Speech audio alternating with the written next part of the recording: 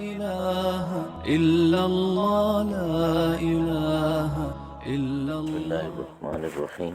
حضرت عبداللہ بن عمر رضی اللہ عنہما رسول اللہ صلی اللہ علیہ وسلم کا ارشاد بیان فرماتے ہیں: اذا سمعتم المؤذن فقولوا مثل ما يقول ثم صلوا علی فإنه من صلى علی صلاة صلی اللہ علیہ بها عشرا ثم صلوا الله لي الوسيلة فإنها منزلة في الجنة لا تنبغي إلا لعبد من عباد الله وأرجو أن أكون أنا هو فمن سأل لي الوسيلة حلت عليه الشفاعة.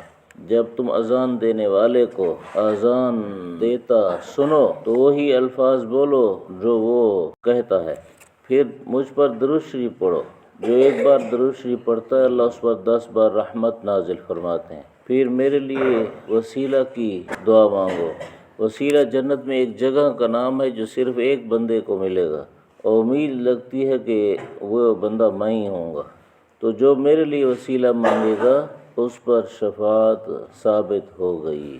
اذان کا ادب یہ ہے کہ اذان کے وقت آدمی دنیا کی باتوں سے خاموش ہو جائے، اور بہتر ہے کہ اگر بہت مجبوری نہ ہو تو دین کی باتوں سے بھی خاموش ہو جائے، کیونکہ دوسری باتیں دوسرے موقع میں ہو سکتی ہیں، مگر یہ مستحبات اسی وقت کے ہیں، اس کے آگے پیچھے کے نہیں ہیں.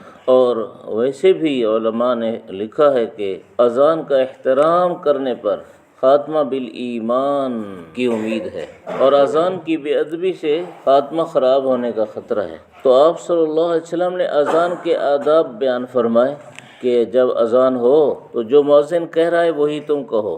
اللہ اکبر جواب میں اللہ اکبر، اشہد ان لا الہ الا اللہ جواب میں اشہد ان لا الہ الا اللہ، اشہد ان محمد رسول اللہ جواب میں اشہد ان محمد رسول اللہ. لوگ اس پر اشہد ان محمد رسول اللہ سن کر صلی اللہ علیہ وسلم تو بولتے ہیں، اور اشہد ان محمد رسول اللہ نہیں بولتے. حی علی الصلاح اور حی علی الفلاح کے جواب میں لا حول ولا قوت الا باللہ العلی العظیم.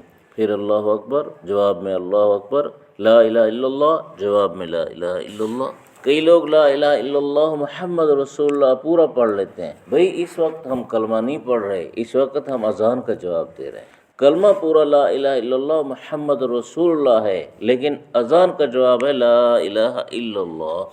کئی لوگ انگوٹھے چومتے ہیں، اب انگوٹھے چومنے سے یہ اذان کا جواب تو نہیں ہوگا، یہ تو رک جائے گا. پھر انگوٹھے چومنے سے کیا فائدہ ہے، اس میں کیا ہوتا ہے؟ جی حضور صلی اللہ علیہ وسلم کا انگوٹھے میں نام آ جاتا ہے، وہ یا انگوٹھے میں نور آ جاتا ہے. بھئی کس کے انگوٹھے میں نور آتا ہے؟ یہ تو ہاتھ آدمی کا اچھی بری ہر جگہ استعمال ہوتا ہے. آدمی دایاں بایاں ہاتھ کا دونوں کا انگوٹھا چوم رہا ہوتا ہے، اور یہ ہاتھ بایاں خصوصاً یہ گندے کاموں کے لیے بھی استعمال ہوتا ہے.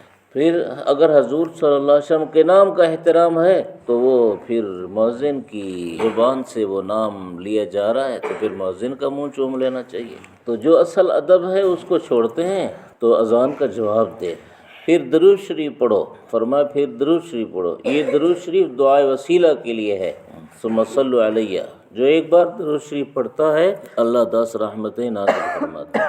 آدمی کی سعادت کے لیے اللہ کی ایک رحمت بھی کافی ہے، اور ایک درود شریف پر 10 رحمتیں نازل ہوتی ہیں. یہ یاد رکھیں، یہ درود شریف دعائے وسیلہ کا حصہ ہے، اذان کا حصہ نہیں. کئی لوگوں نے اسے اذان کا حصہ بنا رکھا ہے اور وہ بھی مؤذن کی ذمہ لگا رکھا ہے.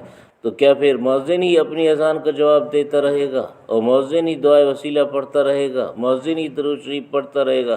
دوسرے سننے والوں نے نہیں کرنا، جبکہ یہ تو سننے والوں کو حکم ہے. درود شریف پڑھو، پھر ثم صلی اللہ علیہ الوسیلہ، حضور صلی اللہ علیہ وسلم کے لیے دعائے وسیلہ کرو.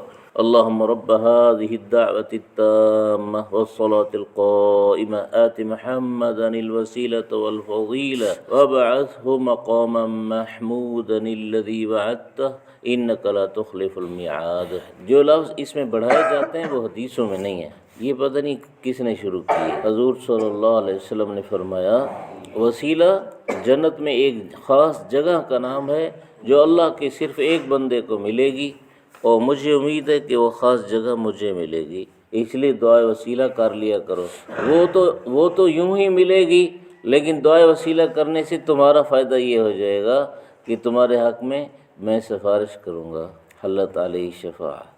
یہاں پر جیسے حدیث میں آیا، ہمارے بہت سے لوگوں میں یہ کمی ہے، وہ یہ کہ اذان سنتے وقت ایک تو جواب نہیں دیتے، دوسرا یہ کہ دعائے وسیلہ پڑھتے ہیں لیکن دعائے وسیلہ سے پہلے درود شریف نہیں پڑھتے، بس اذان ختم ہوئی لا الہ الا اللہ محمد رسول اللہ بول کے اللہم رب ہذہ الدعوۃ التامہ یہ شروع کر دیا۔ بھائی دعائے وسیلہ سے پہلے درود شریف پڑھو۔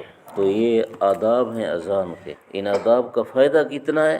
حضور صلی اللہ علیہ وسلم کی شفاعت کے مستحق ہو جائیں گے، اور اذان کے کلمات پر جو اجر و ثواب ملتا ہے وہ اس کے علاوہ ہے۔ الحمدللہ رب العالمین۔